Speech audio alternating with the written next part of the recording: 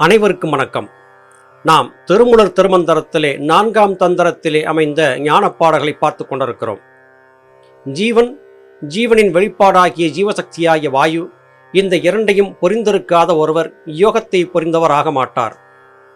எனவே இந்த இரண்டையும் சரியாக புரிந்திருக்க வேண்டியது அவசியமாகிறது.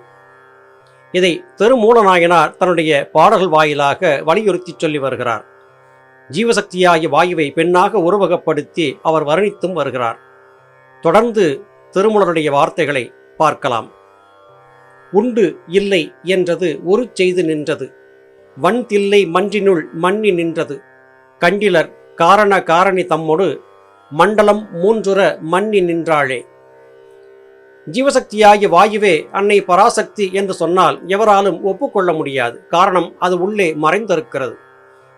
காரண காரியங்களை பற்றி ஆராய்ந்து கொண்டிருப்பவர்கள் இந்த ஜீவசக்தியாகிய வாயுவின் தத்துவத்தை புரிந்து கொள்ள முடியாது. ஏனென்றால் தில்லை என்று அழைக்கப்படக்கூடிய சிரசாகிய ஆகாய பெருவெளியிலே ஜீவன் என்ற நிலையிலே சிவம் இருக்கிறது. அந்த சிவத்தை பிரிந்து சக்தி இருப்பதில்லை. சக்தி இல்லாமல் சிவம் இயங்குவதில்லை. இந்த இரண்டும் ஒன்றோடு ஒன்று இணைந்தே இயங்குகின்றன. எனவே தாயின் உதவியோடு மட்டுமே தந்தையை நாம் அடையாளம் காண முடியும். அந்த தாய் என்பவள் தந்தையை அடையாளம் காட்டுகிறாள். அது மட்டுமல்லாது இந்த பிரபஞ்சத்தின் சகலவிதமான நுணுக்கங்களையும் காட்டிக் கொடுக்கிறாள். அந்த தாயாக ஜீவசக்தியாகிய வாயுவை சித்தர் மக்கள் உருவகப்படுத்துகிறார்கள். தில்லை மன்றினுள் மண்ணி நின்றது. தில்லை என்று அழைக்கப்படக்கூடிய சிரசாகிய ஆகாயத்தை தழுவி நிற்கக்கூடியதாக இந்த ஜீவசக்தியாகிய வாயு என்பது இருக்கிறது. உண்டு இல்லை என்று சொல்லக்கூடிய இரண்டு நிலைகள் பொதுவாக மனிதர்களுக்குள்ளே இருக்கின்றன. நம்பியவர் தெய்வம் உண்டா என்றால் ஆம் என்று சொல்லுவார், நம்பாதவர் இல்லை என்று சொல்லுவார். ஒவ்வொரு சின்ன சின்ன விடயத்திற்கும் கூட காரண காரியங்களை ஆராய்ந்து கொண்டே இருப்பார்கள்.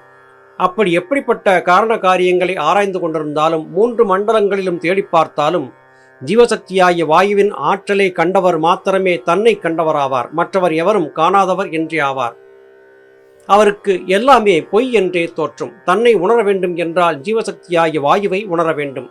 இதைத்தான் இத்திருப்பாடல் வாயிலாக திருமூலர் நமக்கு புரியப்படுத்த முயற்சிக்கிறார்.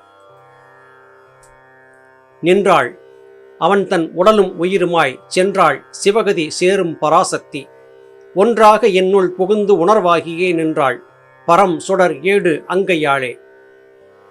அன்னை பராசக்தி என்பவள் நம்முடைய உடலாகவும் உயிராகவும் இருக்கிறாள். உடல் என்று சொன்னால் தொட்டு அறியக்கூடிய இந்த பரு உடல் அல்ல.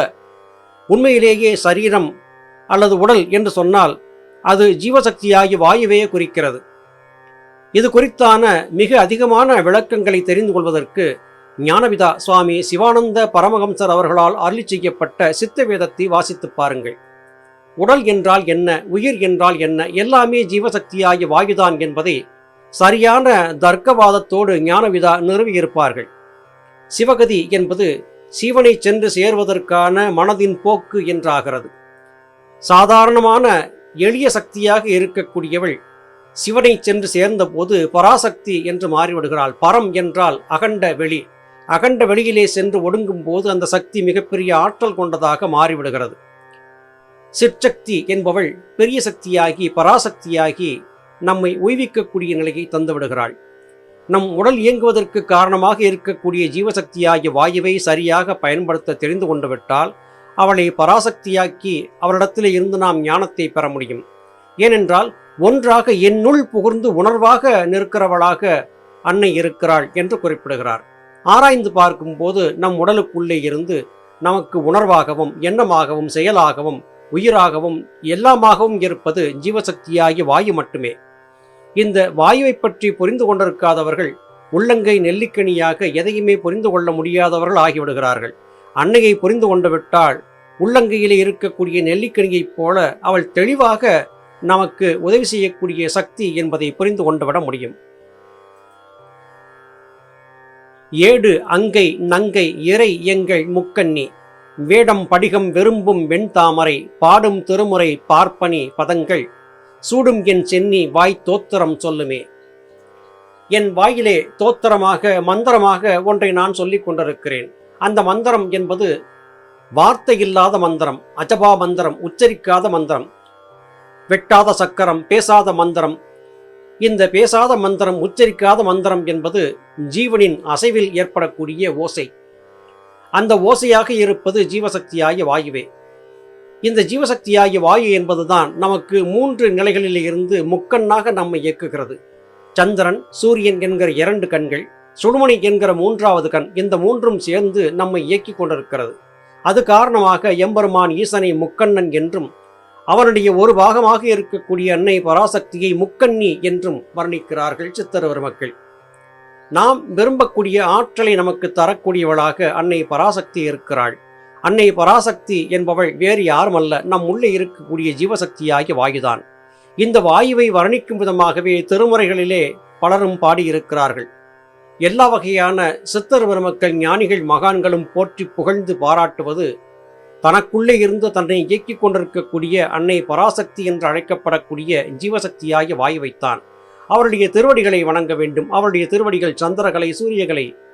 பல பாடல்கள் வாயிலாக ஜீவசக்தியாகிய வாயுவை நாம் நன்றாக தெரிந்து வைத்திருக்கிற காரணத்தால் இந்த பாடலை வழங்கிக் கொள்வது நமக்கொன்றும் கடிதான காரியம் அல்ல. தோத்திரம் செய்து தொழுது துணை அடி வாய்த்திட ஏத்தி வழிபடும் 6 இரும்பு ஆர்த்திடும் அங்குச பாசம் பசுங்கரும்பு பார்த்திடும் பூம்பிள்ளை ஆகுமாம் ஆதிக்கே. அன்னையின் தோற்றத்தை வர்ணிக்கும் போது ராஜராஜேஸ்வரி என்கிற வடிவத்தை பொதுவாக சித்தர்கள் உருவகப்படுத்தி காட்டுவது வழக்கம். கரும்பு என்பதை ஆயுதமாக அன்னை தரித்திருக்கிறாள். இரும்பிலே செய்யப்பட்ட பாச அங்குசங்களையும் கையிலே ஏந்தி இருக்கிறாள்.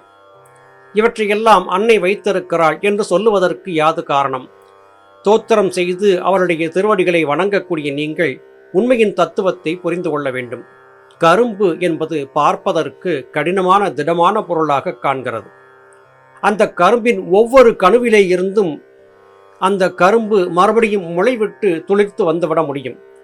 கரும்பின் ஒவ்வொரு கணுவிலும் அடுத்த பரிணாமத்திற்கான தத்துவம் பொதிந்தே இருக்கிறது.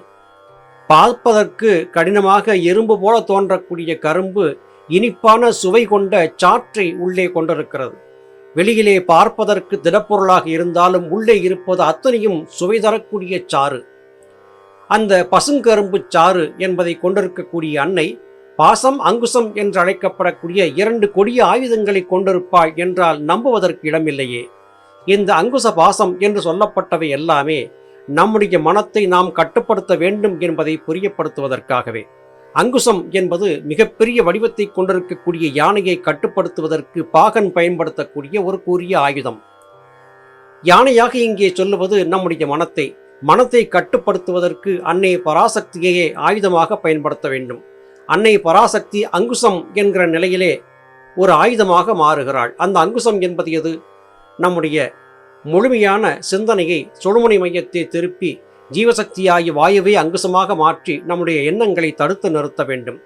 அப்படி நிறுத்தக்கூடிய ஆற்றல் பெற்றவர்களுக்கு அன்னை பராசக்தியை தொழுது அவளை வழிபட்டு அவரிடத்தில் இருந்து ஞானத்தை பெற்றுவிடக்கூடிய ஆற்றல் என்பது வாய்த்துவிடும். ஆதி விதம் மிகு தன் தந்த மால் தங்கை நீதி மலரின் மேல் நேரிழை நாமத்தை பாதியில் வைத்து பல்கால் பயில்விரேல் சோதி மிகுத்து முக்காலமும் தோன்றுமே. ஆதி விதம் மிகு தன் தந்த மால் தங்கை. மால் என்று இங்கே சொல்லுவது மனத்தை, தங்கை என்று சொல்லுவது மனத்தினுடைய வெளிப்பாடாக இருக்கக்கூடிய சித்தம் என்கிற ஒன்றை. வேறு வேறு வார்த்தை பதங்களால் வர்ணிக்கப்பட்டாலும் கூட இவை எல்லாமே மனம், புத்தி, சித்தம், அகங்காரம் என்கிற இந்த 4ஐ சுற்றியே வருகிறது. இந்த 4ம் எங்கே இருந்து வெளிப்பட்டு வந்தன? ஜீவசக்தியாகிய வாயுவிலே இருந்து வெளிப்பட்டு வந்தது. மனம் என்பதை விஷ்ணு என்று கொண்டால் விஷ்ணுவின் தங்கை சக்தி என்று சொல்லப்படுகிறது. அந்த சக்தி என்பது நம்மை காத்து ரட்சிக்கக்கூடிய ஜீவசக்தியாகிய வாயு என்று சொல்லப்படுகிறது. இந்த 2மே ஒன்றுதான். 2ம் ஒட்டி பிறந்த இரட்டை குழந்தைகள். ஒன்று திருமாலாகவும் ஒன்று சக்தியாகவும் பரிணமிக்கின்றன. 2மே ஒன்றுதான். 2மே ஜீவசக்தியாகிய வாயுவை குறிக்கக்கூடியவைதான். அவை செயல்படக்கூடிய இடங்களுக்கு தகுந்தாற் போல வேறு வேறு பெயர்களை பெறுகின்றன. இந்த நேரலை நாமத்தை பாதியிலே வைத்து பல்கால் பயில வேண்டும் என்று குறிப்பிடுகிறார். பாதி என்பது எது? சிரசை ஒரு முழுமையான வட்ட வடிவமாக கொண்டால் அதன் கீழ்ப்பகுதி என்பது அண்ணாக்கு என்கிற தொடக்கம், நடுப்பகுதி பாதி நடுவாம்பாகம் என்பது சுழுமுனை மையம். இந்த சுழுமுனை மையத்திலே மனத்தை நிறுத்தி நீங்கள் யோக பயிற்சியை செய்தால் ஜோதி என்பது பிரகாசம் அதிகமாகும். சோதி மிகுத்து முக்காலமும் தோன்றும். உங்களுக்குள்ளே இருக்கக்கூடிய ஜீவனின் பிரகாசம் அதிகரிக்கும். அது மட்டுமல்ல, 3 காலங்களையும் அறிந்து கொள்ளக்கூடிய ஆற்றல் உங்களுக்கு கிடைக்கும். இறந்த காலம், நிகழ்காலம், எதிர்காலம் என்று அழைக்கப்பட்ட 3 காலங்களும் தெரிந்துவிடும் என்பது பொருள். உண்மையிலேயே இதன் பொருள் இதுதானா என்றால் இல்லை. முந்தைய பிறவிகள், இந்த பிறவி, இனி நாம் என்னவாக ஆகப் போகிறோம் என்பதெல்லாம் தெரிந்து கொள்ளக்கூடிய ஆற்றல் சுழுமுனை மையத்திலே மனத்தை நிறுத்தி செய்யக்கூடிய வாசிப்பயிற்சியினால் பெறப்பட்ட யோக பிரகாசத்திலே, ஜோதி பிரகாசத்திலே, ஜீவ பிரகாசத்திலே நமக்கு தெரிந்துவிடும் என்பதே இதன் பொருளாகிறது. நீதிமலர் என்று அழைக்கப்படுவது சுழுமுனை மையத்தைத்தான். முறையாக ஜீவசக்தியாகிய வாயுவை எவர் ஒருவர் வயப்படுத்தி சிரத்தின் உள்ளே செலுத்த வல்லவராக இருக்கிறாரோ அவருக்கு முக்காலமும் தோன்றும் என்பது பொருளாகிறது. மீண்டும் மற்றொரு பதிவிலே உங்களை சந்திக்கிறேன். அதுவரையிலும் நன்றி, வணக்கம்.